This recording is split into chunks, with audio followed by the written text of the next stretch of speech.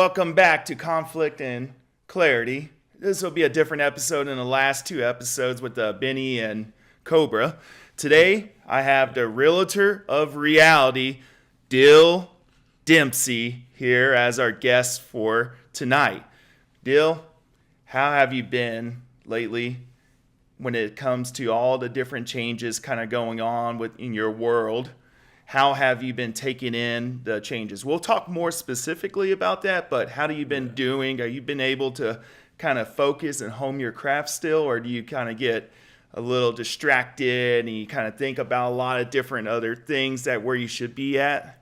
How have you been doing? Man. Well, first of all, thank you for allowing me to be on this podcast. This is going to be a very fun one, I feel. Oh, yes. Secondly, I just moved to San Antonio early June of this year, and I got to tell you, the difference from San Antonio to Laredo is, man, it's miles ahead. It's a big city versus mid-sized city, and I got to, it took a little bit to get used to all that. Right. Still, in a way, getting used to it. But once I, kind of got my footing down, I feel that in due time, I got used to, making a schedule and kind of adhering to it when it comes to work life, wrestling life, personal life. But it's well worth it. The bigger, the better, they say. Yes, definitely. Do you find it a little bit more challenging in a bigger city versus Laredo? Kind of adapting, trying to fit in, get booked, or trying to earn money. Is it different around here since there's so many people that live in San Antonio? Yes, because Laredo is almost in a way one of those cliches. Everybody knows everybody in a way. But in San Antonio, I tell you, a typical 15-minute drive to Laredo gets you across the city in a way, but 15 minutes at this rate just gets you a mile and a half the other way. Yes, especially with all the construction projects going on. 1604, I don't want to talk about that. Yes, that will be something. The day that is done, it will probably be the day that you don't live in San Antonio anymore. With my luck, yeah. That's kind of how it goes. And then... Yeah. But there's a lot to do here, and it's so much fun. There's so much opportunity, at least in my eyes. So I'm just exploring, When you first came here to San Antonio, have you wrestled any wrestling organizations here in San Antonio before you moved here? Yes, a good bunch of them, at least once. Okay. It's just sometimes, it's driving the 2 hours and change to get there. Some people would see that as a hassle rather than more than I wouldn't really be a priority, mainly because I am out of town, at least was out of town at the time. But now that I'm here, it's like, I get to go just for a simple drive rather than a whole 2+ hours, and okay. Now it's more I consider what I used to call these my second home now with certain promotions here. I know. So it seems like, the San Antonio independent wrestling scene has blown up over the last few years. How many organizations are there to choose from when it comes to wrestling here in San Antonio, approximately? Man, I would do a disservice if I tried to name them all because there's a lot. There's at least a dozen. A lot. Wow. Both dozen. Right. Both Lucha Libre and American wrestling because we're not too far from Mexico, down south. And Lucha Libre and Texas go hand in hand. But then, of course, there's, American wrestling, and there's mixes of it. For example, of course, Dog Pound. I represent Dog Pound Championship Wrestling. There's Texas Wrestling Association, United 210, RCW, Hybrid, TWE. It's a lot. It's like, what am I missing? Who am I missing without saying names twice? Right, yes. There's a lot. And, of course, the wrestling shop, WSP. Of course, WSP. And how long has WSP been a promotion? Because that's, that was our home promotion for a while. Of course, yeah. It was, and I know you had a big role there. Yeah. Well, WSP didn't start in San Antonio, for those who don't know. It actually started in Laredo, go figure, where... Shout out to Oscar. I met Oscar when I was a teenager in high school who had his wrestling shop in Laredo in a room maybe about this size, if not a little smaller. Just like in a little plaza. Now going to not one but two different malls, he's exponentially grown. Right. And he started his promotion in the summer of 2013. Okay. And I didn't come into the picture as a wrestler until a few months later at the end of that year. Right. So technically the shop as a promotion has been around on and off 11 years. Okay. So I know like you knew Oscar way before you became a wrestler. Ooh, yeah. How far back did that go? Oscar is the owner of the wrestling shop. And I've heard, I think you and Kyrie used to go there when you all were a lot younger. Shout outs to Kyrie. Oh, yeah. That would be our high school after school trip, or on the weekends we would go. And I believe this was far back as 2012 when I first heard about the shop in general, because, again, I'm not going to lie, I was a big action figure collector back in the day, especially with pro wrestlers. Yes. I love it. I loved it to this day, and I get nostalgic thinking about it. And to think in Laredo that there was an actual shop just dedicated to that was unheard of, because we had our malls and Walmarts and Targets, but they would be only so much. Right. But he had the whole deal. Like, he had the old figures, the new figures, the current ones, and even rare ones, and even more this day that the shop's like 4 times as big as it first was. Is that kind of how you got into the wrestling business? It was through the shop? Was that your biggest influence? Did they have like a pipeline to kind of help you get there, or was it you got trained somewhere else and he came to the shop once he was running his promotion? Well, I was a wrestling fan since I was 7. Okay. It was just one of those where I was just kind of a wild child back then. I was hard to like keep calm and sit for periods of time until my mom randomly put on wrestling. It was a Monday Night Raw from 2001, maybe. You know, it was 2001. Wow. Yeah, at least when I was told that. But my first memory comes a few years later, when I was 7 and it was Monday Night Raw.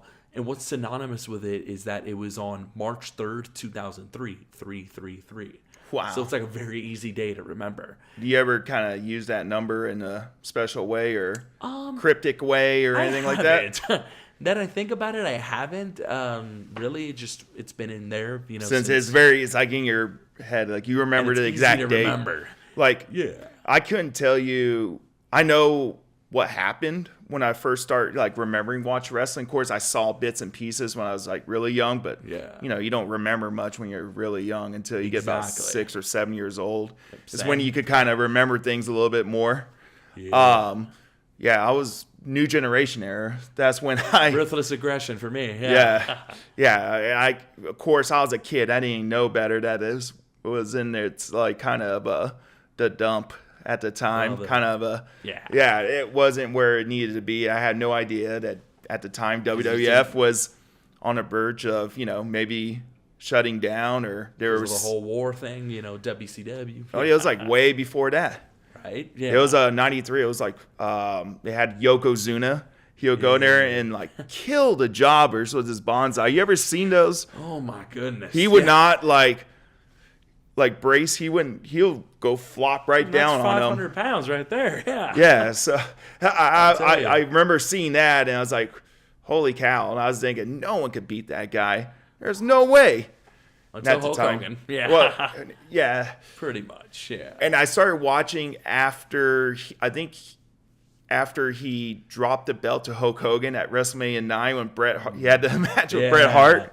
And Mr. Fuji did the challenge. Yoko got the belt back somehow. I think he beat Bret, or I don't remember how he got it back. But I remember the King of the Ring, whenever that was Hulk Hogan's last WWF appearance until he came back, you know, in the 2000s. Right.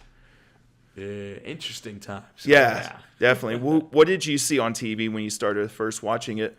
So my very first match I ever saw was the first match of that episode of Raw was Jeff Hardy versus Christian. Okay. And Jeff was like, he was never one of my all-time favorites, but he's up there. He's at least in my like list, you know. Right. Because I remember his entrance, and that's been when he had the glowing body paint at the time, and it was just something I wasn't used to seeing. Like, whoa, why is this guy glowing in the dark? Is he an alien or is he from outer space? Those guys came a long way. Oh, yeah. I remember them as jobbers getting squashed by Yokozuna. Yeah. I think when the Hardys had short hair. Yeah. Yeah, they were, you know, colorful stuff. I think Yokozuna stacked them on top of each other when he did the bonsai. If I remember right, I was like, I wouldn't doubt that. Yeah. That's how like my first memory of the Hardy Boys, and at this time they're already kind of on the verge. They're already going off in their singles career, right? Yeah, Matt was doing the version 1 stuff, and Jeff was just on Raw until he got released a few weeks after that. Actually, that episode. That's when he went to TNA, I think, the first time, right? Yes.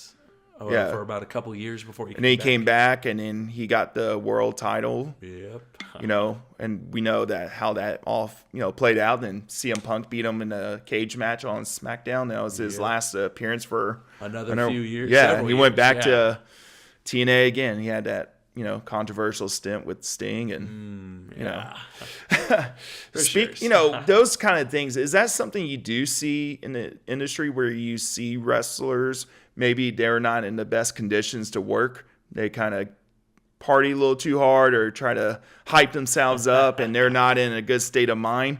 Is that something that you have to worry about and see if that's going on, or is it very visible? Like, hey, it's very obvious. See, that's a really good question because it's different now. Because when I started, which was 11 years ago with Oscar, obviously, but I obviously branched eventually, and it was a lot more not evident, but it wasn't as controlled because that was before social media was so big to the point where that influenced everything. So it's like, oh, if this happens, we're just going to kind of sweep it under the rug, and it was that old head mentality years ago. But nowadays it's mostly about brotherhood and connection and taking care of one another in and out of the ring. So Lord forbid if there's a situation like that, we know, because that's a risk to themselves, their opponents, and just the experience of the show and the fans. So we just kind of, if that were to ever happen. It's and kind of give context to what we're talking about. It had to do with Jeff Hardy when he was intoxicated with who knows what he was intoxicated with, but he was not in the good condition at all to be getting in the ring with Sting, especially for the main event. They had to on a pay-per-view do an audible. Eric Bischoff came out there, kind of whispered to the ears what to do, and Jeff Hardy just wasn't. He was off. You can tell when he came out, and that's what kind of we were talking about. Wrestlers, they kind of get that. We all know that wrestlers, they like to party. Ooh yeah, they're if you want to think of back then, type of career path that where someone parties a lot. Wrestling is probably there as where you're going to find the hardest, party animals. And we always hear different stories about, from WWE or whatnot, or even ECW. Back to you. And the parties were in the locker rooms pretty much from what I heard. Yeah. Have you experienced anything like that where it was like you've gone somewhere, you're like, holy cow, like what if I got myself into? These guys are like insanely they're out there and that's just what they do.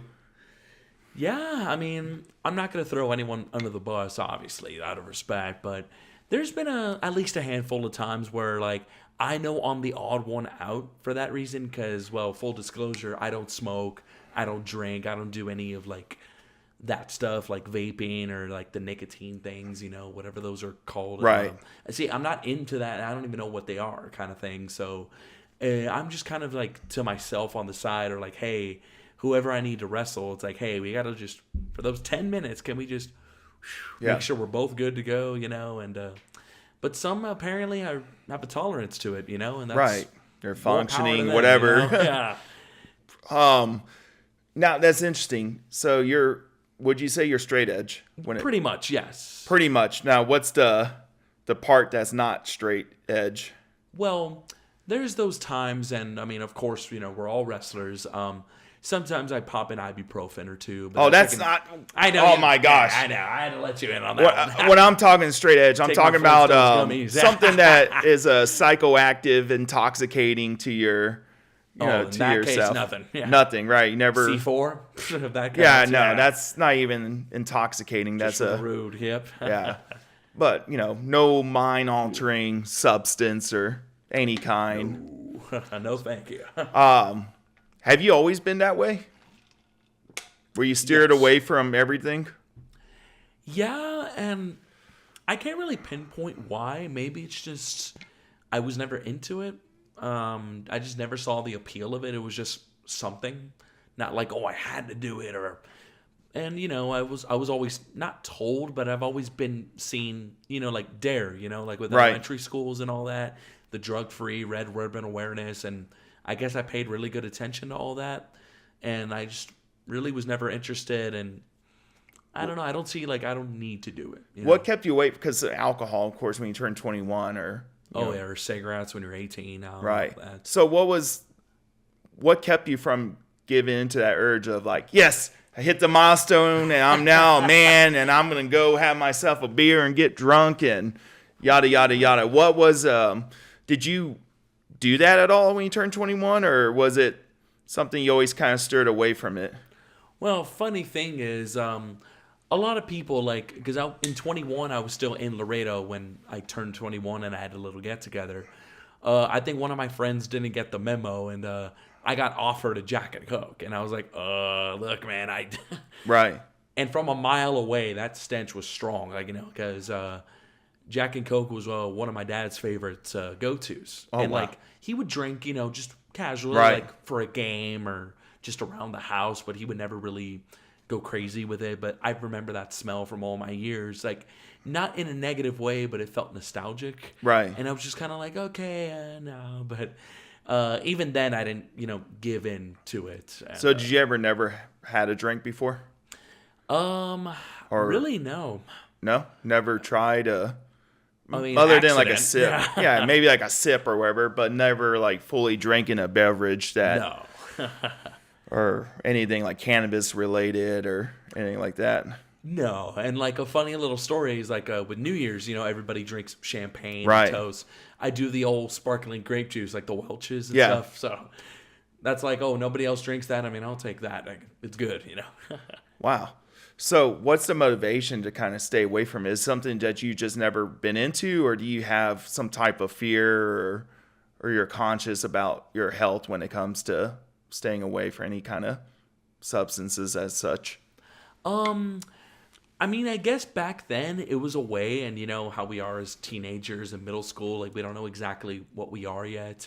In a way, it was kind of like, oh, I just want to not fit in with the crowd because everybody would go to parties and Right. sneak drinks and smoke, and I never saw the appeal to it as well as I grew up, and I was just like, I don't like, what's the difference if I do it versus if I don't? Like, it just means I'm doing more harm than good, in my opinion, if I do it. And they say that, if you never do it, you won't ever miss it.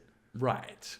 And I agree with that philosophy. Yeah. That's a great way of looking at it. You would have no like knowledge of how it feels. So therefore you won't crave it. You won't miss it because you don't know anything about it besides what it is, but you don't know how it feels. And right. And I've seen people do it or, be drunk or high at points, but yeah. I kind of have to babysit them or be their DD, their designated driver. But so do you go out to bars with your friends or anything like that? And you're the DD, or you go anywhere that maybe there's a lot, of alcohol that has to do with enjoying that kind of situation, scenes, or events. And you still go there to hang out, but you just don't partake in the drinking part? I tend not to for bars, but there are rare occasions where I get invited out, like, oh, like my friend's going to have a get together and he wants all the boys there. Like, I'll go for the boys, but I don't partake. I just, I'll drink a Sprite or a water or something, and they might drink whatever's there. Like, for example, there's a pool hall in San Antonio I've been to recently, and it was for one of my best friend's birthdays. Okay. And I went with him mainly for that, obviously. And there's this, I'm trying to remember a name, but there's this thing called hookah. There's like hookah bars. Yes, yeah. It's like, kind of like, I don't know, it's like, I don't know, feel like it's like a form of vaping, but it's not. Kind of is, I guess. Yeah, it's like you breathe in. It looks the same, like the vapor or whatever it is. Tubes and all Yeah. that. And I got invited there for a get-together as well.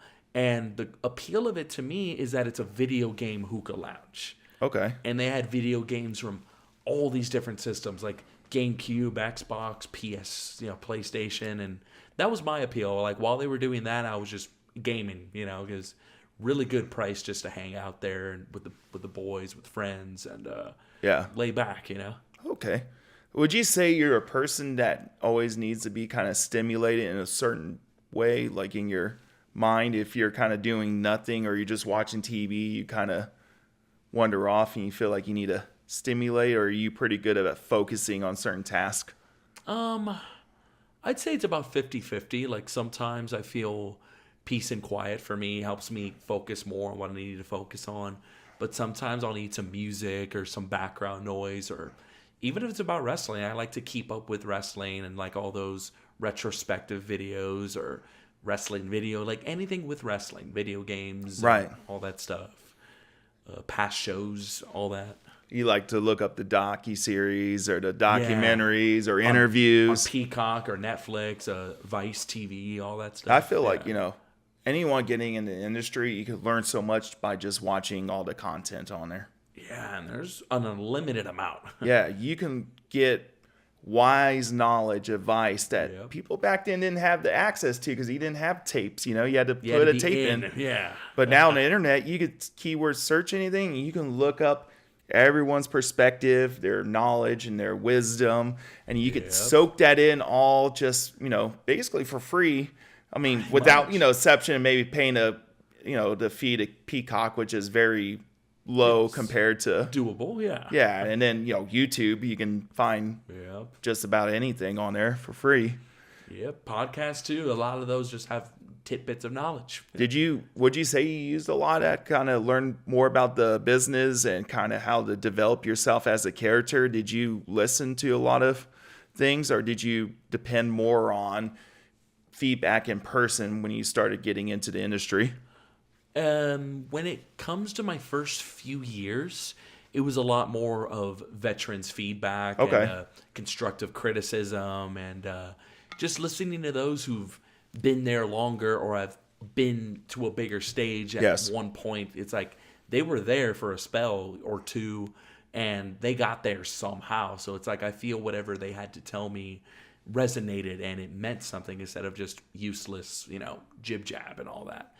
But now we fast forward a few years, exactly like to what you said. There's YouTube, all these other apps and podcasts. Yes. And, like, it's now almost impossible not to find anything to learn, whether in person or online. You just listen. You hear the guys talk, especially those like the producers like Eric Bischoff or even Vince Russo too. It's very, bro. But it's very interesting to hear because he did have a stint of like the most successful stint in WWF at the time, WWE. Attitude Era. Yeah, of course he's got the other things that are controversial when it comes to ideas. Yeah. But there is still a lot of value on listening to him, and you got to take things. You got to realize that when you get your idea out there, it goes through a filter. Yeah. If it doesn't go through a filter, it just runs wild and probably comes incoherent and doesn't have order or something like that. Yeah. For sure. Who would you listen to the most on podcasts? Who was your kind of like the wise goat to listen to? So that's a good one. One I really listen to on the road is Something to Wrestle, the one with Bruce Pritchard and Conrad Thompson. They talk about mostly not so much on the current day, but they go like into the early 2000s, the 90s even, or the territory days. And sometimes Bruce just throws out little tidbits of things that basically the mantra of what's old is new. Right. And that old school never fades because it worked at a time, and that's the foundation of where we are today. We just made it more colorful, more pageantry with the lighting and cameras. And so I like to listen to that. I'm starting to get into the Dead Man podcast, 6 Feet Under. Yeah, that's good too. Yeah. A little bit of Stone Cold, Talk is Jericho. I mean, almost a little bit of everything. You ever listen to Cornette? Oh, man. Cornette is very entertaining. It is entertaining, but there's a lot to it. But he'll throw some good stuff in there, too, obviously. Minus the rants. Yeah. You have to listen to about 4 hours and kind of pick the stuff out that you're going to use for, your own kind of professional development. Right. But, at least you're entertained in between the...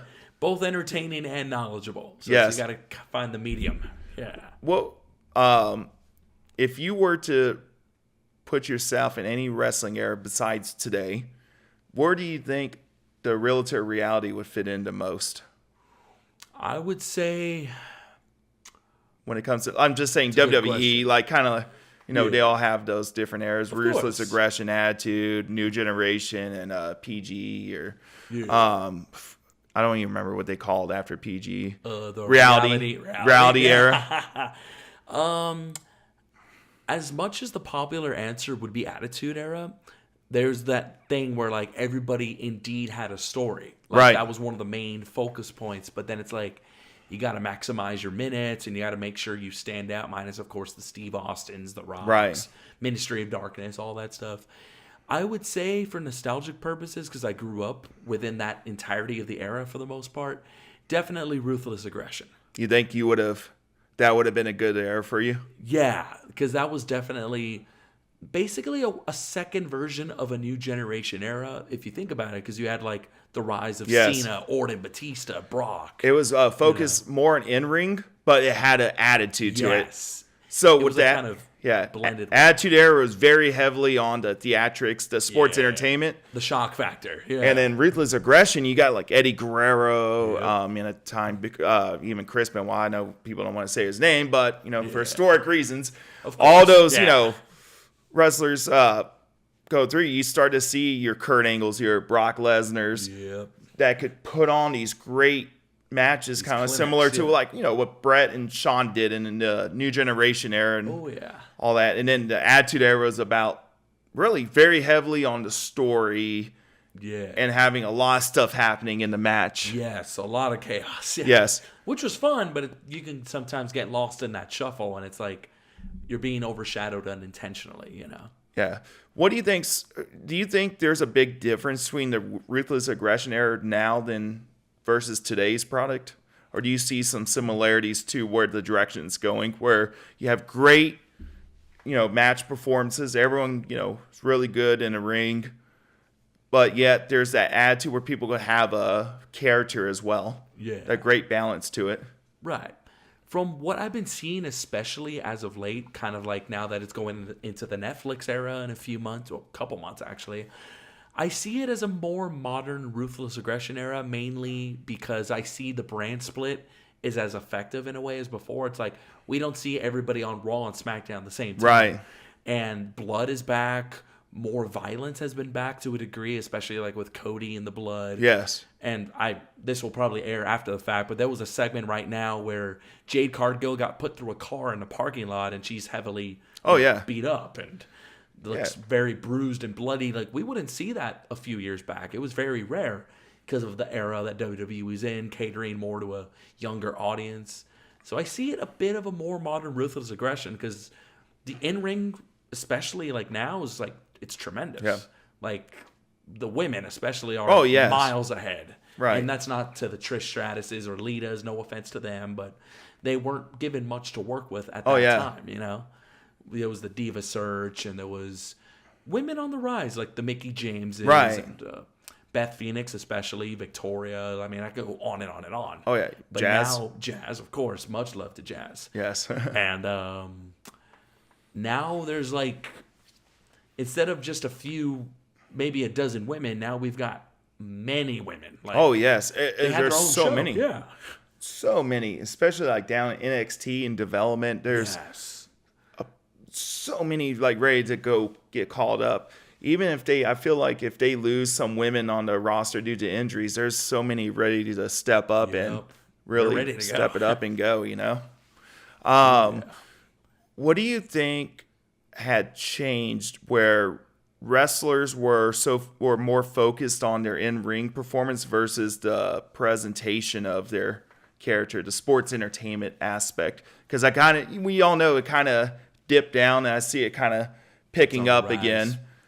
What do you think caused that, where they were so focused on the in-ring versus their own, presentation and character development? Yeah, I would say longevity overall, because on occasion you will see the very, very big high risk, but like when it matters, instead of every couple minutes there's a big spot here or something to where it's like, oh, that could take years off someone's career, like JR would always say, shout out to JR. And I would say the presentation in a way definitely helps because, like I mentioned earlier, there's, the 8K cameras now, and there's the rise of social media to the point where it's almost impossible not to find something about a WWE or an Impact, an NWA, AEW, and they're taking control of that in a good way because there's eyes more than before. Yes. Even a non-wrestling fan will know about wrestling just because they saw it on like X or something or and Facebook. On paper, it looks like not as many people are watching wrestling because people depend on the Nelson ratings on TV, but people don't watch TV like they used to. They're watching like apps now. Yeah, they watch things on demand. They look at YouTube clips. Yep. People just will catch up and binge watch a couple episodes after, missing it for a few weeks because they're busy. Yep, personal work life. So there's a lot more people watching than what it's believed. When they say the Nelson ratings. Ooh, yeah. Because big, yeah. Yeah, I think like especially Raw going to Netflix. And everything, it's about the streams. It's about getting out to as many people as possible. Yeah. And that's going to be a big move. Yes. Being accessible. Yes. Versus, relying on catching everything live. Or some people don't have that channel in their area, Right. They have to stream it somewhere. Yeah. Yeah. So, at the same time, it gives a lot of opportunity, to other smaller promotions to really get their ideas and their vision out there put it on. All you gotta do is put it on YouTube. Yep, or IWTV or Title Match Network. Those are like the two popular independent wrestling platforms that are on websites and YouTube, and they get pretty good numbers too. Okay, what is independent wrestling fans are like the hardcore diehards for the mainstream as well. They like both. But what makes them a lot different than your casual fans that maybe just watch mainstream and not go on the internet and look up everything before and after the show? Whew, Lordy. Independent wrestling fans, I feel, are a lot more passionate, especially when they have that one guy or that one girl that they're like so driven on when it comes to like believing in them and being their diehard fan. And it's more of a niche, it's more of like, okay, here's this bubble for indie wrestling. But then when it comes to the mainstream, we need a whole room-sized bubble for that. Right. There's a lot more options, especially in San Antonio. That's the one thing I love about San Antonio independent wrestling. There are certain promotions like that fans are just so diehard, they'll stick to that one promotion. Okay. Not that, there's a free show out somewhere in San Antonio, but it's another promotion. They're like, oh no, I'm loyal to this promotion. Right. I love X, Y, and Z. And you don't really see that anywhere because I won't name names, but I know a few people, if AEW's in town, I'm going. If WWE's in town, I'm going. Right. Impact, Triple A, like any promotion you can think of, they'll go like when it comes to the mainstream. Right. Because they love that. Oh, yeah. They love that. Indie wrestling, I see, again, a lot more passion. Yeah. And sometimes it's fun, I love it. I don't understand why people are, I'm on this side, WWE. Yes, it's okay to prefer, but to refuse to watch another promotion because you feel like you're not being loyal to your own brand, that's ridiculous. Because people, back in the day, WCW and WWF, their Monday Night Wars, there at a time people were watching both of them at the same time. They'll go back and forth. TVs, yeah. There used to be a button on the TV. You would go to TNT and then you put in USA Network. And previous channel, flashback. I would do that constantly just to kind of get. That's how I used to watch it. It would be Nitro's on commercial. Let me switch. Boom. Yeah, commercial or this. Angle is hotter than this angle, and a lot of times, believe it or not, it was crazy was the non-wrestling segments were the ones that you really wanted to make sure you didn't miss. Yeah. The non-wrestling parts, yeah. The limousine pulling up or whatever, because at the time, especially at WCW and NWO, there's so many things happening in the back and off to the side that you were like, I'm going to miss out something if I don't. Chaos, yeah. Yeah. So, different things, presentations have changed over time, and I think people now, they have, at the time, they didn't have commercials interrupt the matches. Before they did. Yeah. And then for a time, the matches will never, I guess, go long enough to where they need a second commercial break for a short period of time. Yeah. And boom, and it'll be segments and segments. And I think that's when it was in its Crash TV phase. Yeah. But now you get matches that go like 30 minutes. Yep. With on TV. Commercials. Yeah. Yeah. Or they have the picture-in-picture now, for most cases. Do you feel like they do that to showcase the in-ring more, or do you think they do that to kill time? That's a good question. I would say back then, if that were the case, it's probably to kill more time. But nowadays, it's like, the world is watching, the platform. Like, one of the best things I was told, this pertains to indie wrestling, but I feel the same for all kinds of wrestling. No matter how long you go, they already paid their ticket. They're not going anywhere. So if you have the capacity to go this long, by all means, just make the most of it. Right. Versus, hey, maximize your minutes. You got this much. Just remember, they're not going anywhere. Even on TV, if there's a commercial break, let me go use the restroom. Let me go heat up my food. Right. Or, that's how I see it. Longer gives them more opportunity to tell that story. Shorter is like, okay, let's get this attention span. See what the attention span of an average wrestling fan is. Right. What I see is when they do the picture-in-picture, sometimes you see a lot of what they call rest holds, where they hold them in a headlock and they kind of lay down there. With commercials, that's how it was. I remember. Do you work those in your matches, or? Yeah, I feel like I need to when they're getting a little rowdy. It's like, hey, you feel like you need to keep that person down and kind of catch your breath. Stay put. Yeah. You're making me work too hard, kid. Yeah, I've heard it like things when Andre the Giant will fall asleep and they'll have to do like a long rest hold, and then the guy's trying to wake him up the whole time. Yeah. He'd fall asleep from all that alcohol. Yeah, those things, it's wild. Yeah. How everything has one of those too good to be true stories. All right. So when we get back, we're going to kind of talk a little bit more about you. We're going to take our first break. Welcome back to Conflict and Clarity. This is Act 2. We are now going to focus a little bit more on Dill himself. Okay? And don't worry, we're taking it easy right here. It's just Act 2. Just Act 2. It's just Act 2. There's one more act after this. But who is the realtor of reality? So the realtor of reality, Dill Dempsey, the realtors, they have to sell. They got to close deals. They got to close that deal, essentially. Any ring that I'm in is my reality. And if anybody wants to try to take that away from me or want to step up, I can easily just foreclose them right there with a lethal dosage of reality. It quite packs a punch. Dill Dempsey is reality. The ring, the wrestling, my life is my reality. And everybody's reality can be different. It can be seen in everybody's vision. But my vision is, the right way to go, whether you like it or not. That's me selling reality to everybody. Okay.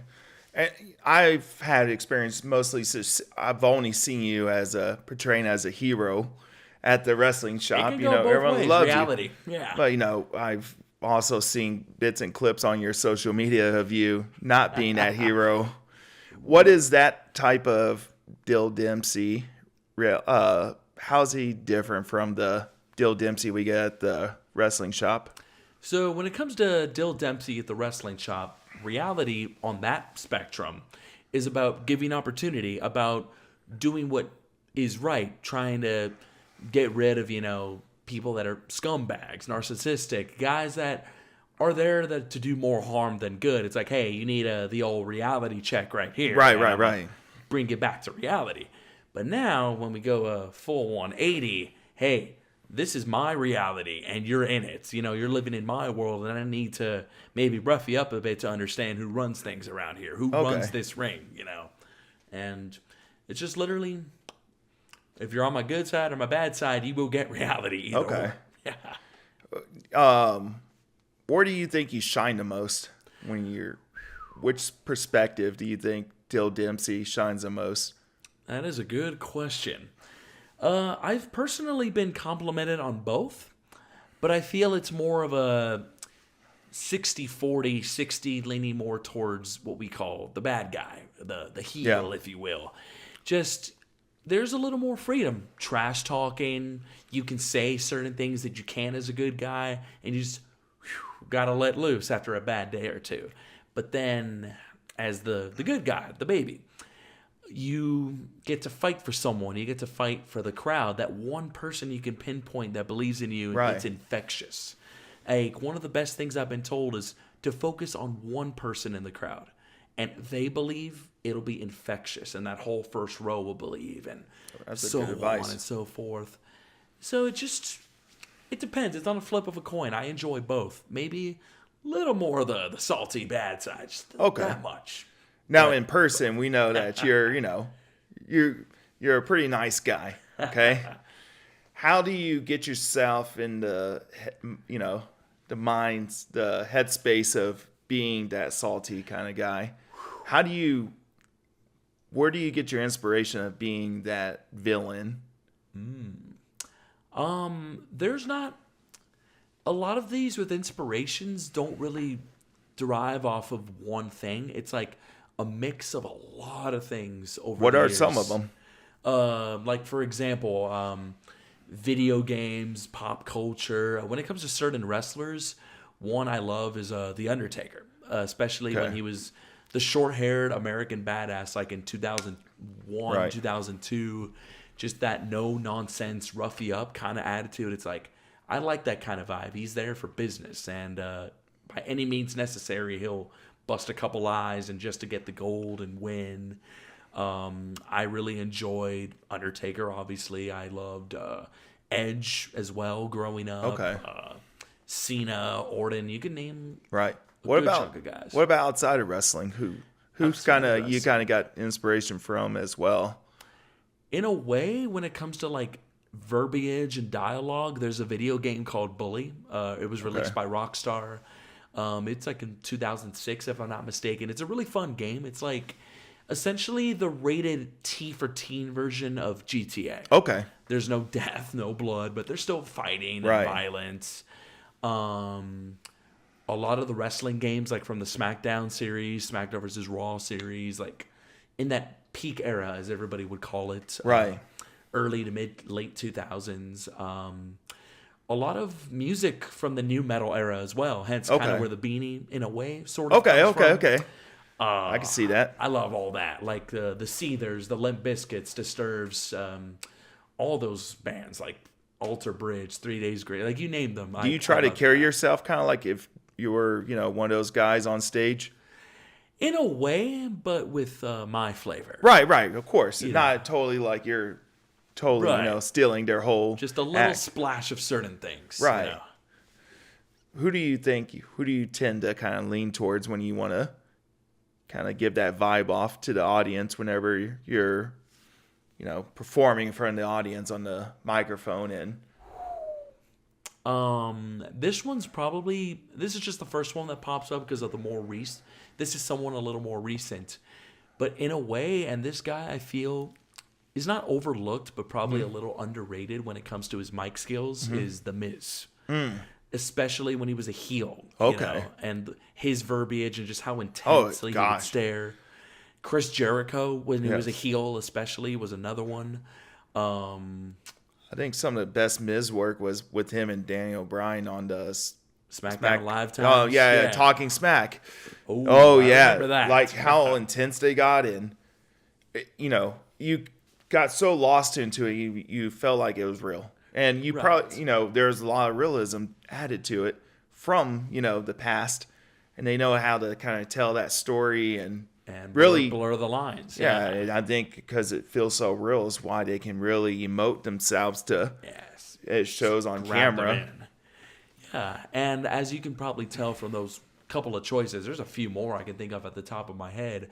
I don't mind like the over-the-top crazy talkers like, the Hulk Hogan's brother or the Ultimate Warriors or like those that are like outlandish, but it works for them. Yeah. For me, it's more I want to keep it to where people could focus on what's being said and focus on the person, not go left, right, up, down, and kind of like bring everybody back. Another guy I really like, if you want to go old school, Jake the Snake Roberts. Oh, yeah. He'll talk. yeah, you know, have this gravelly voice. Like, you had no choice but to listen. Yeah, you listened to him, and he really told the story. Yep, with his words. Yeah. And just stuff like that. More of those kinds of talkers. Ones that weren't exactly over the top within their character, but that got your attention and could hold the attention just by how they talked and what they were talking about. Okay.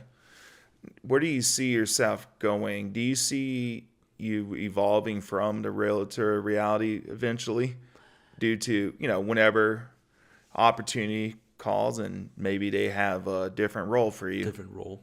Well, that is a really good question. The thing with the realtor of reality is kind of stemming back to what I said. Whatever is in front of me is my reality. It's not essentially a character. It's just a way of adapting to reality, because one of the old famous sayings, welcome to reality, or reality bites. Like, it's very popular within culture, especially back in like the 80s and the 90s, like kind of in that era. So whatever's presented in front of me, even if it's a subtle change or a big change, it's still Dempsey. It's still reality. I'm still selling my reality as the realtor, no matter what, without a beanie or a jacket or different colors tights. It doesn't matter. It's still Dill Dempsey, but in this reality, if you will. What do you do to help yourself or, enhance yourself when it comes to verbiage skills of being able to talk and keep going and be so smooth with the words and not stumble and use ums or uhs or whatever it is, or likes that a lot of us might have, those little habits. Those little, yeah. Is it something you've always been good at, or do you practice on it, you get feedback, and you just really hone down and discipline yourself to get better? A good mixture of all that.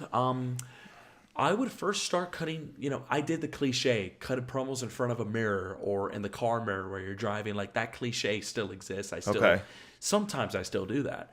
Back in middle school, like before I even had a bat's chance out of hell, as they say, all that stuff of being a wrestler, because I was obviously young, didn't know the ins and outs. I would practice random promos in like a fictitious world. Like, I was feuding with this guy and that guy. And in high school, I got introduced to theater arts. Okay. And that's my minor in college. My minor is in theater arts. So I regret not doing theater arts. Yeah, it's really fun. Yeah. For about 6 years from high school into college, I did theater arts, and that really helped with, my voice and my confidence in performing in front of people, being who I'm not, like a different character, or portraying someone I'm not, and just working on my vocals, not being too loud or too quiet, finding the right tone for the room. So you spent a lot of time alone then? Yes, especially on the road. Yeah. Okay. How old were you when you first started? I started when I was 18. Okay. My first match was when I was 18. Were you practicing all those things before you even started wrestling? Ooh, so here's a funny story. When I started in 2013, yes, there was still social media and there was still this, but it's not as big as it is today in 2024, 2025 standards. Not standards, but just in normality. So I didn't know the ins and outs. I didn't know that, because I thought of it as a video game, going back to video games. I thought it was like, oh, you kind of go and you learn as you go. Mm-hmm. But no, you have to get trained, and you have to properly get trained to not only protect yourself, but your opponent and the business and the whole everything of it, So I've been open about this. My first couple of years, I was not fully properly trained. I was shown the old school way, like to the side. Or the like, apprenticeship kind of yes, thing? Hey, you're going to learn this for an hour because in our match, that's all it is. Bing, bang, boom. And I learned for the purpose of the match until eventually it's like, okay, there's more cameras, there's more eyes, there's more people that will like police the business, protect the business, So shouts out to 5-Star Wrestling Academy in Laredo. That was the first school that took me on, and I got trained there. Okay. Which led to more opportunities to train elsewhere. Like, I've trained in places such as TWA, Hybrid, the Monster Factory, and now my second home, which is now a current home, is Dog Pound Championship Wrestling. Okay.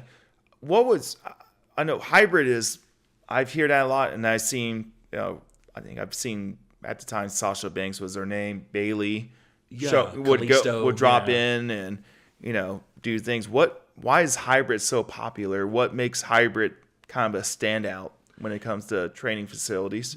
Well, this is coming from the outside because I'm not a hybrid student, but I know a lot of hybrid students, both male and female, who are doing great things or about to cement themselves into getting to great things. They stand out because they're one of the few that I know, especially in Texas, that have multiple rings. They have, if I'm not mistaken, I think they're getting a 5th ring in their facility. Wow. And it's a pretty big facility. They have at least over 50 students. No joke. They have a lot, and they have a bit of a WWE connection as well with Funaki, one of the trainers, who currently works, if I'm not mistaken, still within WWE in a big capacity to where it's, Right. And I'm sure they'll probably get that WWE ID someday. Oh, you never know. They've been popping up like crazy.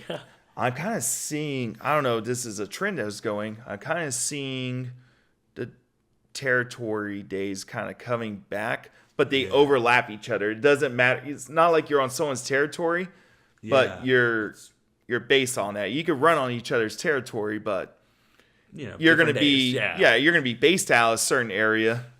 Do you see that kind of happening now? Like with WWE kind of working with these independent wrestling organizations and giving the WWE IDs?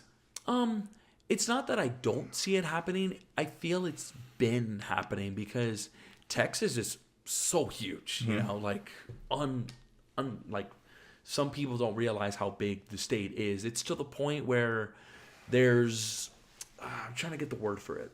Not a territory, if you will, but there's, regions. Yeah. Yes. Like South Texas has its South Texas crop. East Texas, North Texas, right. Central Texas, West Texas.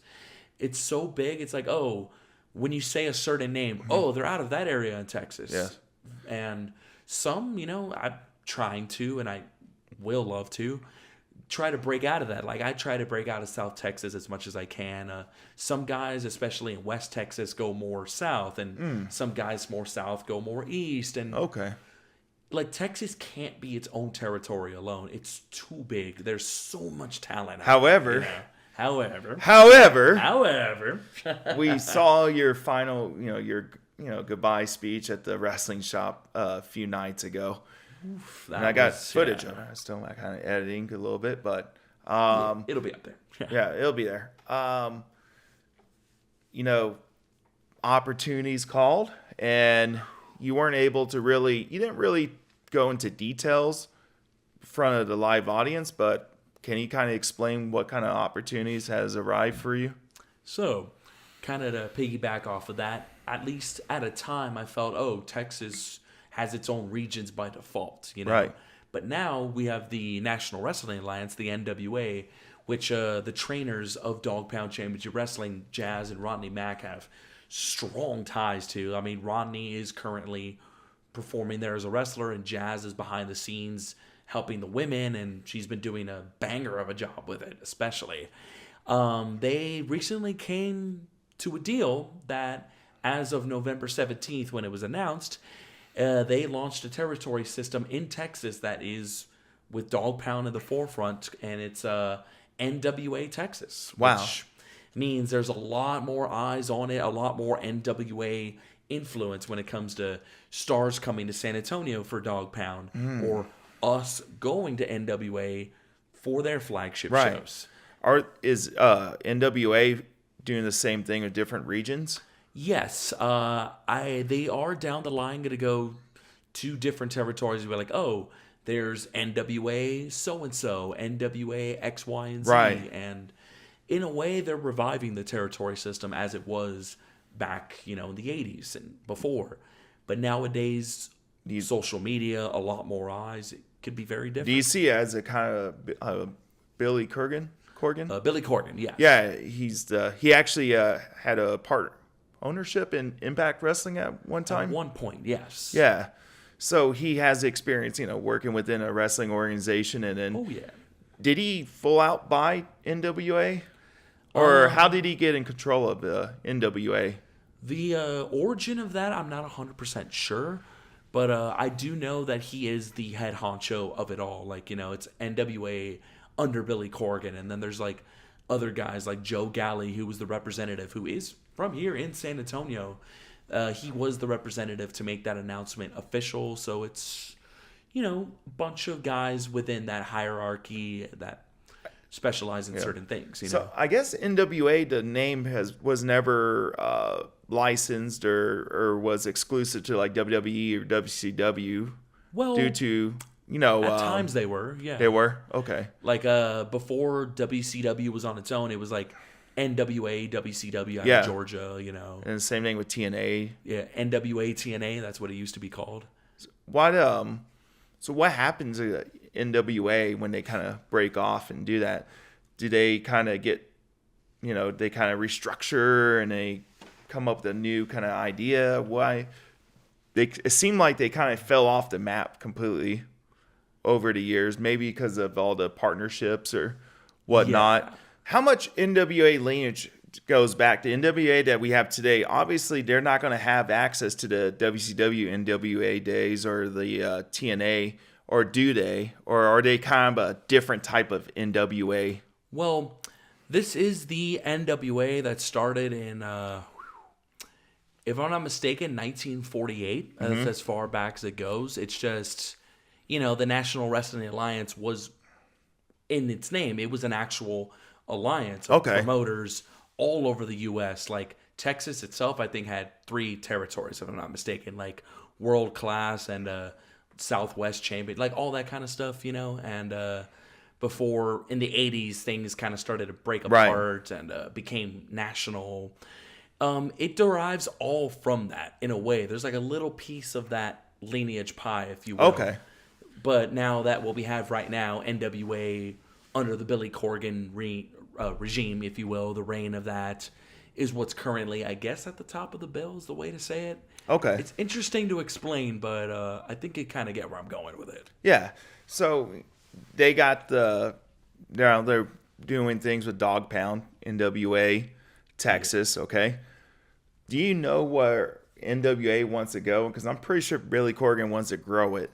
He doesn't want to kind of stay put where it's at. He's obviously doing this to try to grow the promotion and seeing like, hey, there's room in the market for this, and they've really put in a lot of hard work. They can get recognized and get the viewers.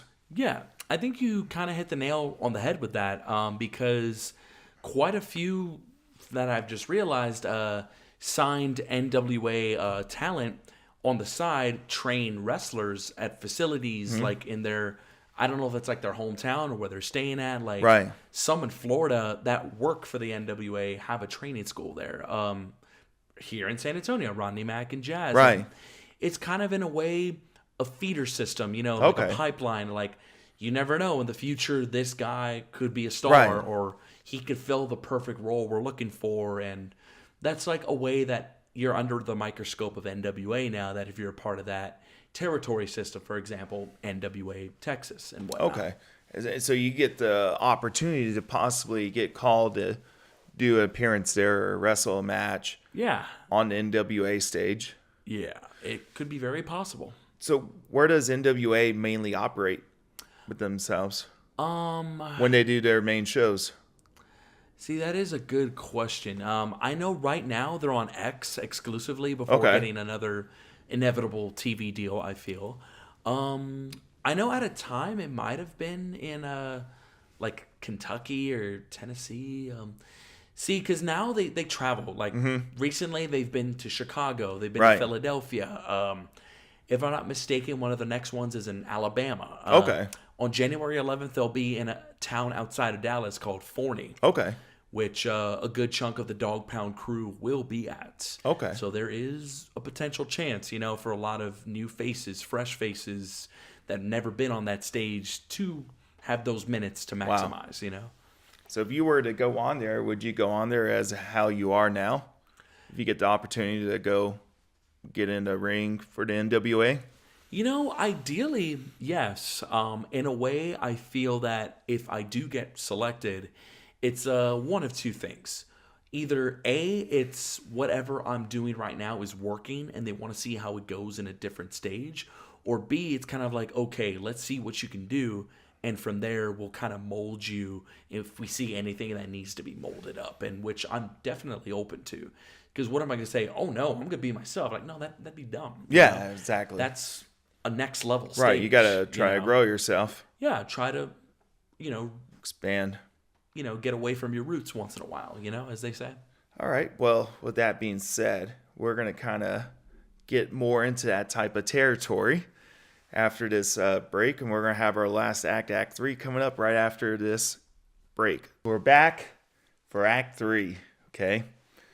This is where we kind of dive in a little deeper, okay? A little deeper, not too deep. A little deeper. Just a little bit. Yeah. A little bit here, Definitely, we kind of sometimes get out of our comfort zone on certain things. So, your stint with the wrestling shop, you had a lot to do with talent management. What did you learn from that? Did you get a different perspective on the business after having that role?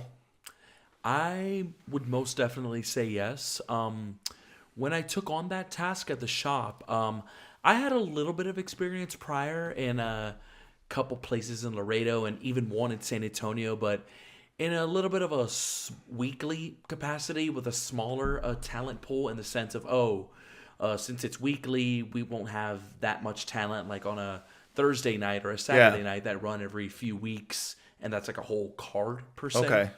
One thing I've learned is that for everyone comes from all walks of life, especially when it comes to their perspective on things and their attitude and their sense of like what they see fits them versus what I present. Because I'm open to ideas. I'm open to helping out and getting the best version of whoever this person is out there. And sometimes, people aren't going to 100% agree with that. It's life, and I'm open to that challenge. I'd like to accommodate to that or find a happy medium or a compromise to where in the end we both win. Okay. Me as growing and them as getting themselves better. Okay. While working on myself as well, being a wrestler on that side too, What's your vision like when it comes to creativity in that kind of role? Where do you want to see? What type of presentation of the show you want the audience to see? So I like a mixed bag. One of the things I've heard about wrestling is it's like a circus, there's different acts, different flavors that people will like. Some people like the elephants. Right. Some people like the trapeze artist or the bearded lady or the lion tamer. Not everyone's going to enjoy everything. You just got to, again, kind of have that balance. Like, hey, some people like the hard-hitting heavyweight action. Some guys like the technical wrestling, the high-flying, or the trash-talking, personal. I like to mix it up so that the show is different. Like, there's women's wrestling. There's rookies trying to get on the up and up. And, up and coming. Yeah, or main event level stuff that's been going for months. That we have like really good deep stories that we tell, and like a movie, it's the action and all that. I know I've had the opportunity when I first met you is to shoot you with your story of Bobby Light. Ooh, yeah. I just kind of went in there with the camera and shot you. We did some promos with you looking in the mirror. Yep. ECW style. Yeah. I like it. Yeah, I remember. In the summer. Yeah. We got you, going through there, and, I thought it was really cool. It was a lot of fun to really have an episodic kind of storytelling. And it built for quite a few weeks. Yeah. And I felt, and then after that match, it wasn't the end of it. It just, we had a couple more. Yeah, it all ended at the Texas Bull Rope match and Monsters Unleashed. Yeah. Yeah. So that was, pretty awesome. I really think it, y'all took it from where y'all milled a card at the Summer Bash. Yeah. But at the same time, it felt like the first main event. It felt like the attraction, because we had, this goes back, social media, engagement, and letting the people know that there's something going on. Yeah. And I remember to this day, one of the best things I heard is that, hey, we're here because of that guy who bullied that girl and that guy who's fighting for her and stuff. And they did not know that wrestling existed there. Really? Yeah, like they were from the total outside, and their feed so happened to have that little story on there. And they were very invested with the... Yes, especially with where we thought comeuppance was Surge, but nope, that was just to bait them in for something else, and we had 2 more months out of that. I know, it really got, pretty deep. It got to the point where, Bobby would, say things and bring up your father. And, things got pretty personal when it came to that. Did. And I noticed that you hit back hard in the match, but you never really came at him that way personal when it came to talking to him. You more called him out for his actions, but you never attacked him personally. Why didn't you attack him personally as he did to you? Why stoop to his level? Why? Because that's what they want. They want to get at you. They want to poke that bear. One of the old school sayings, I know I'm going to keep going back to old school, but it's relatable in life. They say an angry fighter is a sloppy fighter. Because you're too focused on just wanting to whale someone, you forget what the objective is. You forget that there's more to this. You got to go at it in a strategic way versus an angry way. And sometimes, like, look at the movies, look at the shows. Like, How do the good guys always win? They're strategic, they're manipulative in a way that benefits them and that takes down the bad guy or multiple bad guys. I never wanted to show Bob my weak side. Because if I were to get angry, there's no going back. That's what he wanted out of me. And I'll admit, he was close. Even in the bull rope match, which I'm sure y'all will find, I was not aware of my surroundings, and he was able to win simply because of my anger, my frustration, and not aware that he was closer to the corner than I was. I kind of think this. Do you feel like you lost that because you didn't really you didn't blow off the steam beforehand? So you're still in your head about the anger in him. You didn't really let him have it, like kind of release. Yeah. You didn't really hit back at him beforehand, but in the match, you had to really, you want to, but you have to worry about so many different scenarios. It's a more complicated match where it's hard to get, in that mode. Right. And you kind of hit the nail on that. Credit to where credit's due. Bob's evolution this year alone has been, you can't deny it, whether you like him or you don't. He is very strategic, very vindictive, cerebral, to the point where his only strategy is to just one little slip up from me, and he'll attack. He'll gnaw at that like a lion. Like if I'm just wounded out there, if that one little thing. And to me, that was my emotions. I let them get the best of me, or like you said, I didn't let them out at the right time, if there was a right time. For me, I was like, I'm going to give it all in the ring. And at Summer Bash, I did. But there was that little controversy aside with Izzy and kind of picking her side and whatnot. But it went a little personal, and that's where... She didn't. Yeah, she didn't count the 3. He technically would have wiped the... Essentially. Sweep, right? With APW match, I know he got the best of you in that match. With Jonathan Life at ringside, but I mean, I'm just pointing out facts. And then also Monsters Unleashed again. Where it looked like I won, but then... So do you think that Bobby Light had your number because he was able to get to you and you didn't really, I guess, unleash like you should have? I would say to a psychological standpoint, he did. But physically, I hit him back as bad as he hit me, as hard as he hit me when it comes to the verbal jabs and when it comes to the physicality of it. I went toe-to-toe. But sometimes the physicality is not what wins matches. Sometimes it's the psychology of it all, the mental fortitude of it all. That sometimes what we don't realize in life. You could be physical all you want, but that's not what always wins. You could tire yourself out just as mentally as you can physically. Yeah. And I feel, in a way, Bob hit all those sensors right there in my head, and he was able to get that win. Would you say that the weight of having talent management on your shoulders and the personal attacks from Bob and other, things around you that contribute to why you didn't come back home with the Iron Eagle championship? Do you feel like over time there's been a decline in your in-ring performance because you've been, taking care of stuff in the back and learning the business more and more? But, it's hard to really delegate, when you get a task, you get a bunch of different tasks. You can't do them all 100% like you could if you could really focus on a certain thing. I would say in a way, yes, but also knowing this other role I would have, I realized how much pressure I already know it's going to come with the territory, how much pressure it is, and that feeling the weight of the world on your shoulders, trying to just expectations, like from a fan standpoint of how they view the show and how other talent view their role and their matches and their performances, and me trying to accommodate to that to make everybody satisfied sometimes, to where I forget, hey, I'm in this too, and I need to get my lick in. I need to get my, basically piece of the pie, as they say. And maybe in a way, as time went on, I seemed to separate myself from that a little too much, to when the bell rings, I had to bring it all back. Maybe just not enough. Do you think you got too friendly and diplomatic, and it kind of pushed you aside in the in-ring part of the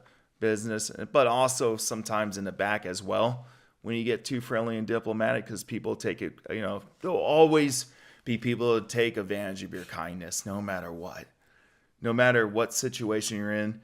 When you're kind, there's going to be some people that will take advantage of it.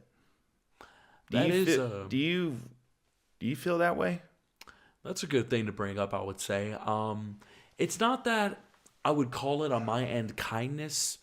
I would say that I am, affirmative yet fair, but it's just the way I present it. Because one of the best things I've heard over the years is that we're human beings first and wrestlers second. Mm-hmm.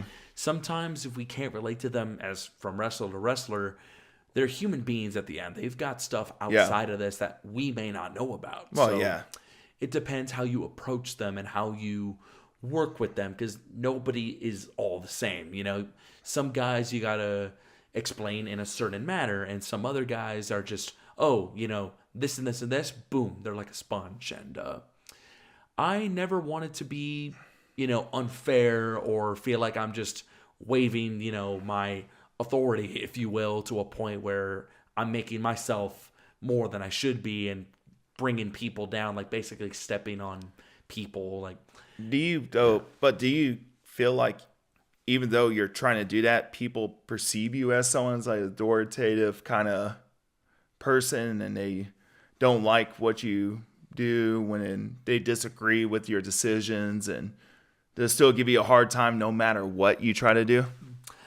I would say, like, in anything that is possible, and it does happen, and in a way it has happened, but it all goes back to how you communicate and how you approach it, and that you're professional about it. So if there was a concern or a disagreement, they would meet me back with the same tone, like, hey, instead of a straight up no, it's like, hey, how about this instead? Or I have an idea, do you want to hear it out? And it's cordial throughout. It's not that they'll blatantly disagree and just throw a fit. It's more the way you approach it, and the way they approach it back, they'll see it's a good thing to discuss, to communicate and set boundaries, versus you're doing this, if not, you're out. Yeah. Kind of deal. Like, I've never been a fan of that approach. Right. Because again, we're all human. We all have our sensitivity and our limits when it comes to being told things. And that's the way I approach it. Fair be fair, I guess you could say. Okay. So that's kind of where you kind of stand in that kind of sense right there. You always have to make difficult decisions. Okay. How difficult was it to leave the wrestling shop?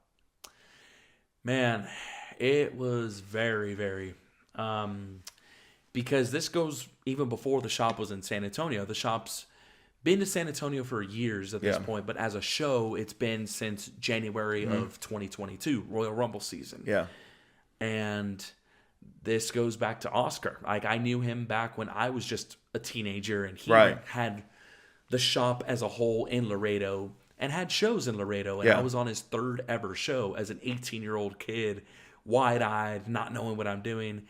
It's essentially leaving where I started, where it all started. Similar to when I left Laredo almost 6 months ago to move to San Antonio. That's like leaving home behind.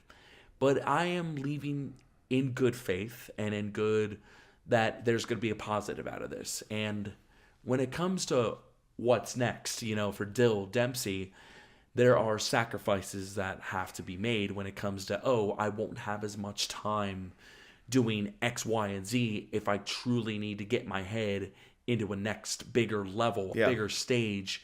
I never forget where I came from. I'll never forget that. And what I love is that Oscar was very understanding, and he was we left on very good mutual terms, very good terms, to where if there's ever a chance I would make an appearance again, the doors are always open. That's one of the last things I was told, and it really was heartbreaking in a way because of the fans that were there. Yeah. They were diehard fans that have been there since essentially day one, and I've been to almost every shop show to a capacity. So it's like a familiar face is just going to kind of disappear. Yeah. But I felt it was fair to at least have those 5 minutes to address the fans and tell them what's going on and let them know that everything will be okay, that there's a lot of talent back there that are just breaking out, or you don't know their full potential. And that shop is their platform. Yeah, definitely. Saturdays, Thursdays, You never know. You never know who's next. Yeah, you never know. Everyone's getting their start, and sometimes you might see the beginning of a next big thing. You don't know. You never know. And that's the best way supporting. that's why you go see the local shows. You never know who you might see, and you may never see them that up and close again because they're going to be in a bigger promotion with, bigger venue where you're going to be behind guardrails and everything else. So, you definitely got to get out there and see your local stars and see who's out, because you never know who you're going to meet. And if you get a chance to meet them before they get big, that would be a great thing that you got to witness. Going back to the wrestling shop deal, I know you can still make appearances at other wrestling shows, right? Yes. You're not 100% exclusive to NWA Texas, is that right? Well, the NWA Texas deal, is still in its infancy. Like, it was just announced. I mean, today, it's not even been a week since it was announced publicly. As far as I know, I will prioritize certain events over others. There's a sister promotion for Dog Pound. It's called Texas Style Wrestling that runs around the Dallas area. Okay. Those and Dog Pound Championship Wrestling in San Antonio or surrounding areas. Right.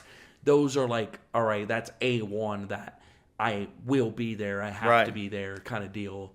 Not that it's an exclusivity kind of deal, but it's more of a priority that, if I'm supposed to be somewhere else on a certain day, but hey, this show with NWA Texas or Dog Pound's running, I got to, prioritize that. And unfortunately, a lot of that falls on wrestling shop days, which no fault to anybody, because San Antonio itself is huge. There's one of the first things we talked about. It has over a dozen promotions. Yes.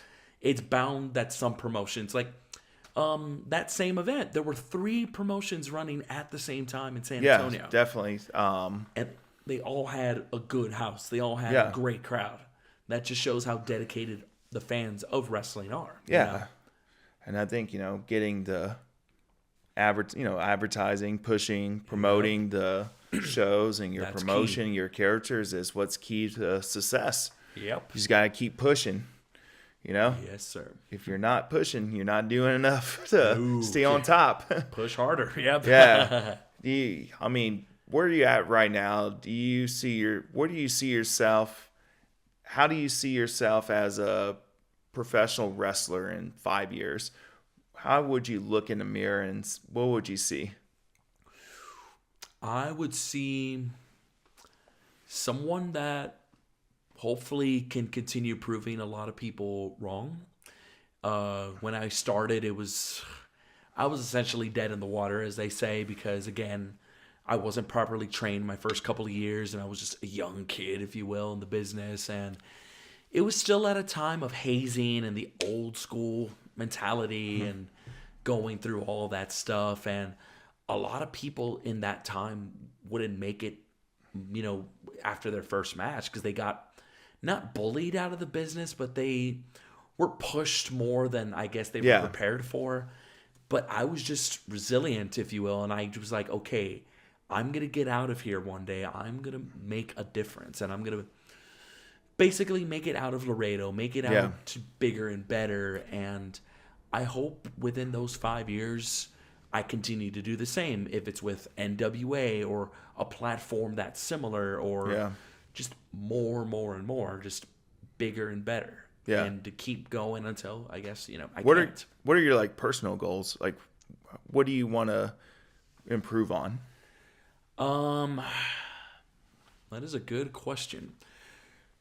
For sure, I mean, not everyone is satisfied with, they say they will, but there's always that little, like that thought in the back of their head that it could always be better. But of course, my body, my look, if you will, like, I feel I've improved on that from time to time, and I've been like back and forth upon how I want to. But now when it comes to these bigger stages and having eyes on you, there's expectations, if you will. I want to meet certain expectations and just kind of fit that criteria. What's your plan to execute something like that? I've changed up things, like when it comes to not meeting the right people, but sticking to the right crowd, to the right environment that could push me further. Yeah. Not only when it comes to physical, but when it comes to mental and even like, I know I'm praised on promos, but I know they could be better. I know I could touch up on stuff that'll help more. And when you look back on your work from like 5 years from now, you're gonna be like, oh, what was I thinking? Or anything that I look at my stuff, like from a few months ago, I'm like, oh gosh, why would I do that? Yeah. But at the time you think, oh, it's great. People liked it, but there's always room to improve on. Exactly. And one of the best things in wrestling is that they say if you feel you've learned everything, then just leave. Like, what else is there to do? It's not going to be fun anymore. Like, you always learn, and that's what I love about wrestling. And another big thing is in ring work, I'm not 100% satisfied. Like, I feel like I'll say I'm good to an extent, but I know I could be better. I could be great even, and that's where training comes in, and that's where reps come in, and working people, iron sharpens iron. Work people that are on your level or better, or that could push you in a good way. Yeah. Just a little bit of everything when it comes to that. And you feel like you're ready for it. So in about 5 years, you'll be in your mid-30s. Yeah, I will be 34. 34 years old, okay? And usually I'll say main eventers peak in their 30s, right? More or less. I mean, nowadays you kind of see... Yeah, like Cody and Roman are both in their upper 30s, and they kind of peaked in their mid, the late 30s-ish. Yeah. Yeah, I mean, so everyone's different. 5 years, you're thinking that you're getting ready to get into your golden eras. This is when you're going to peak. Yeah. This is when you're going to be like mentally like the most wise to your physical capabilities and experience. Is kind of like that little area, that mid-30s to 40 years old is where. Yeah, but in life too, not just wrestling. But everybody, sometimes people are just natural to the point where, like, boom, right then and there, they're like... Do you feel like you're preparing yourself for the prime run? Yeah, I'm preparing as much as I can. Because, again, this is going to sound like a broken record. I know I can do better in any aspect. It's just a matter of having that opportunity, whether it's in training or wrestling or maybe something outside of the box that could help it. It's just whenever that is presented to me, I want to be ready. If not, help me get ready by getting that opportunity. Yeah. Do you know what you got to do to make sure? So in 5 years, once he gets about 34, it is time to go and not look back, because time just keeps going forward, not backwards.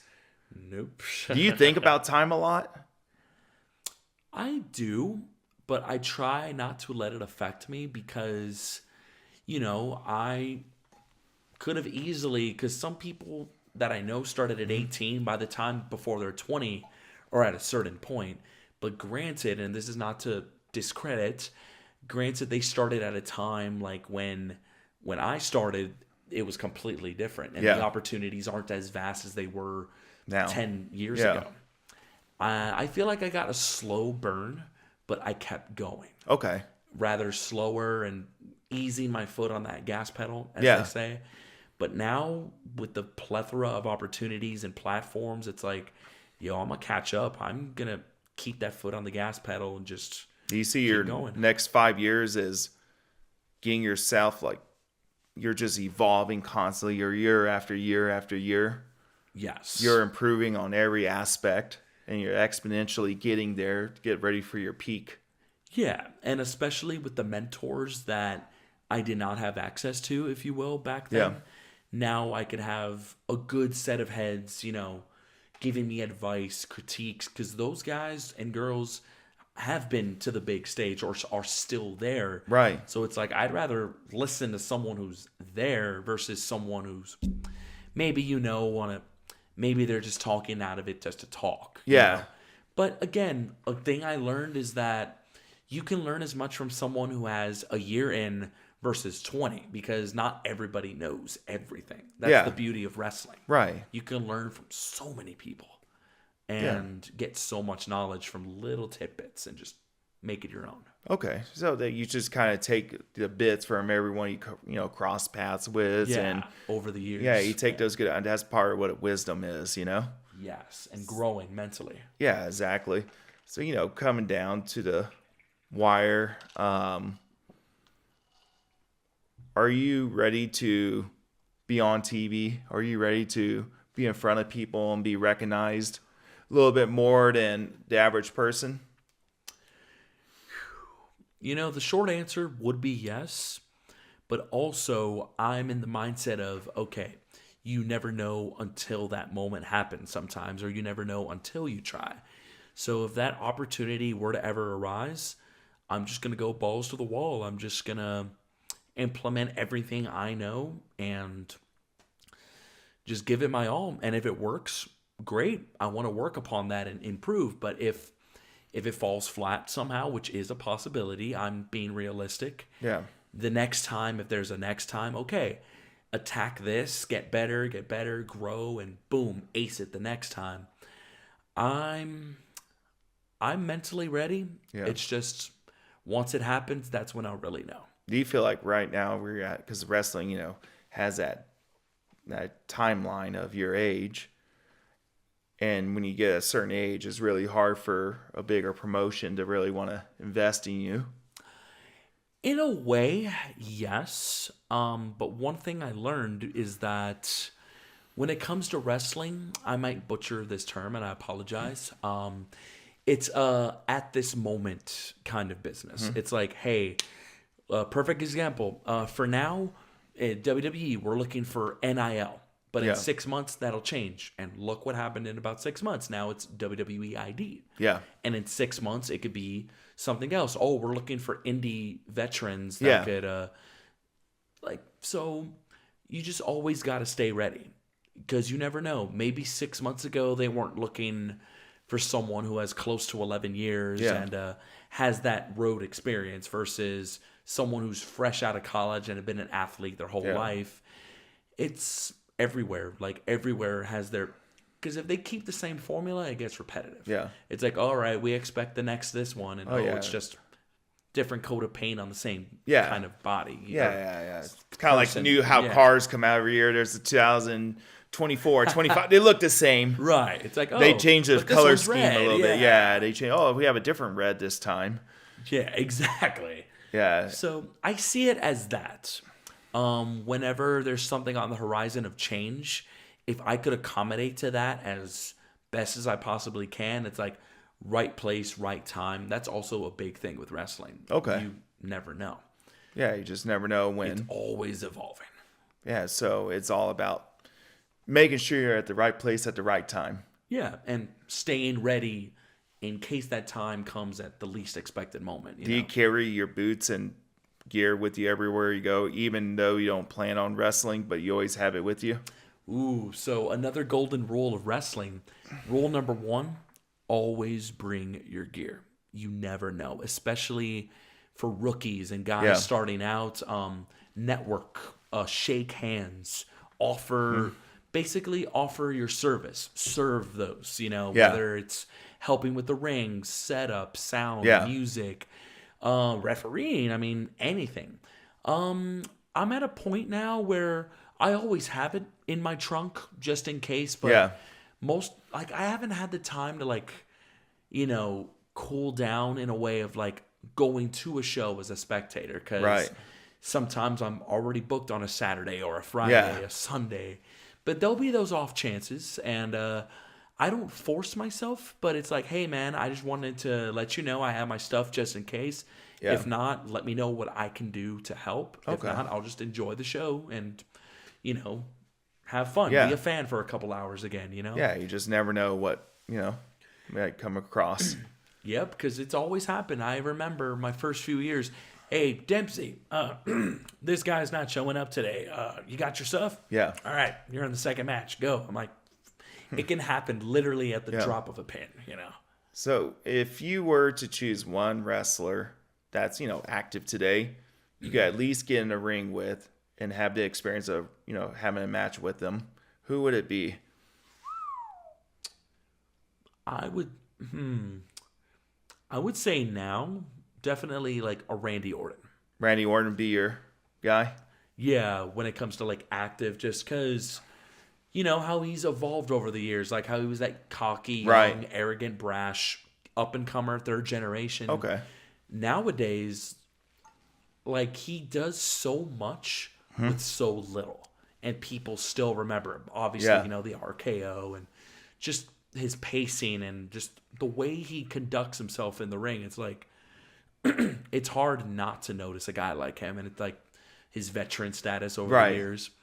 Similar to a Gunther, except Gunther's younger. He does, I guess you could say, a little more, but everything he does, it's it looks like it can end a match. Yeah, yeah, exactly. Or if you want to go to the other spectrum, when he eventually returns, a guy like Edge, Adam Copeland, or a Bryan Danielson. If you had the one chance, you have your Randy Ortons, you have what you talk about, Gunther. And Adam Copeland. Danielson. Yeah, Bryan Danielson. That's kind of where you feel like you can really get in there. And a lot of those guys are very big on telling a story in the ring. And yes, because that's what matters. The moves are one thing. Yeah. But at the end, we're going to remember the story. A perfect example, I'll put you in the hot seat for this one. When it comes to the 2002 Royal Rumble match, what is the one thing you remember? That when Brock Lesnar won? No, Vince McMahon blew his quads? No, in 2002. 2003 was Brock. If you don't, I'll probably... Was that the Batista and John Cena? No, that's 05. Okay, You're going... So, Royal Rumble 2002 is the one Triple H won the first time. And the one moment a lot of people talk about is Maven drop kicking The Undertaker out of the ring. Yes. I remember them talking about that. Yeah, and the match itself, it's one of my favorite Royal Rumbles. But the defining big moment was just that little elimination from Maven taking out The Undertaker. Yeah. And that face where he's just like, oh, did this kid throw me out? Yep. What the hell? See, that is a moment within a match. People will remember that more. And for example, if you want to go on the indie level, if you will, on the independents, with me and Bob, people are going to remember more that we had physical good matches. Yeah. But they remember at the end the story, the vindication or the attempted vindication of all that. I was able to avenge Izzy, but then when things got personal, you know. He got the best of you. Right. Up here. Yeah. like that one movie with I might butcher this. It might have been Brad Pitt, but it's the one where the villain, if you will, wins at the end. He opens the box, and it's like a cliffhanger. You know what I'm talking about? Oh, gosh. But apparently it's a severed head in there. Like, oh, okay. I forgot what movie it is, but it's like in the late 90s. Someone's going to slam me in the comments about this. But does that have to do with vampires? No. Oh, okay. I'm just thinking 90s Brad Pitt interview with a vampire. Or early 2000s, maybe.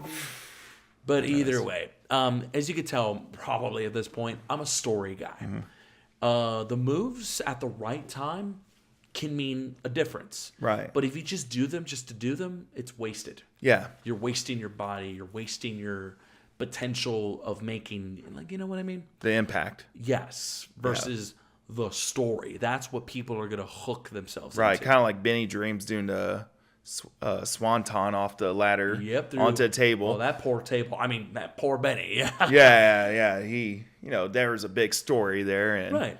Benny, and that was a fun, chaotic match. Yeah, it took a big crash through the table. And one too many risks. Hey, Benny. Yeah, but the stakes were high for that match. And you could see why, he would do such thing. It wasn't just random just because of the style match it was. And then they took Chaos Child's mask. Yes. And he had to run off. He had to run off. And he wrestled that night again. And I guess he had a backup mask or one of his friends caught up with him. Maybe in the car. I don't know. But you're fine.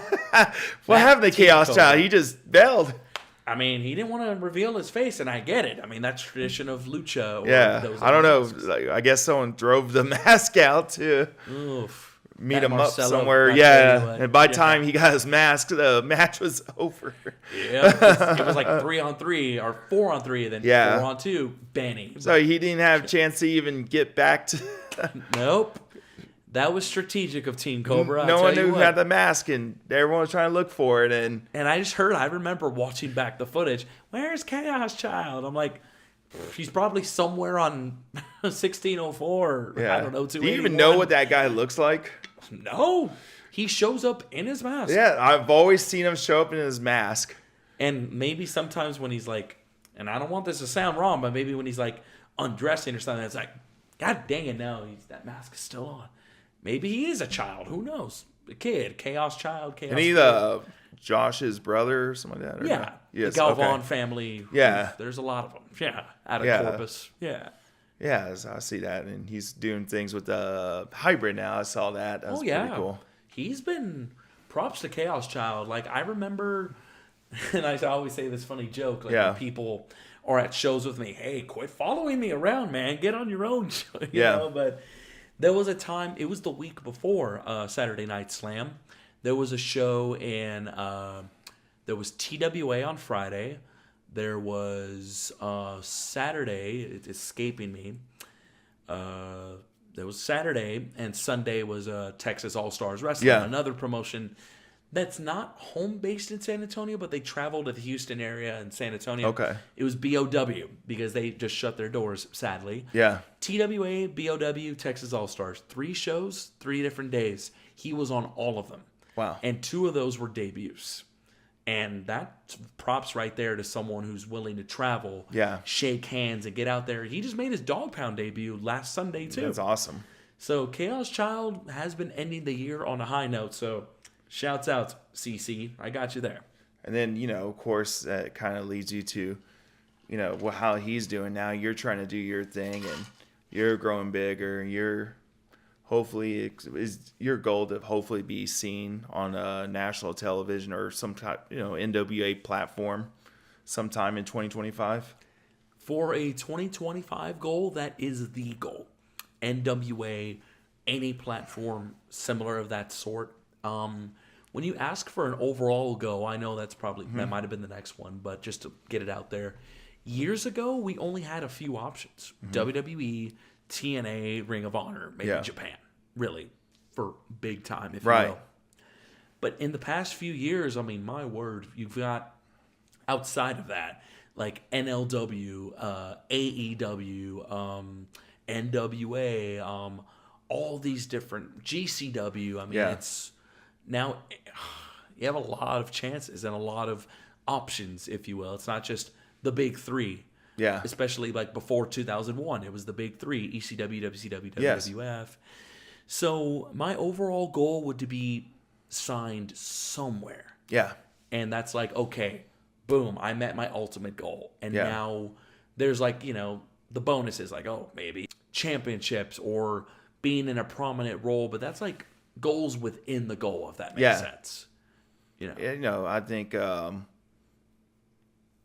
we'll be seeing you soon on some type of platform that's going to be bigger and everything else. How can people keep up with you to see where you go in your journey?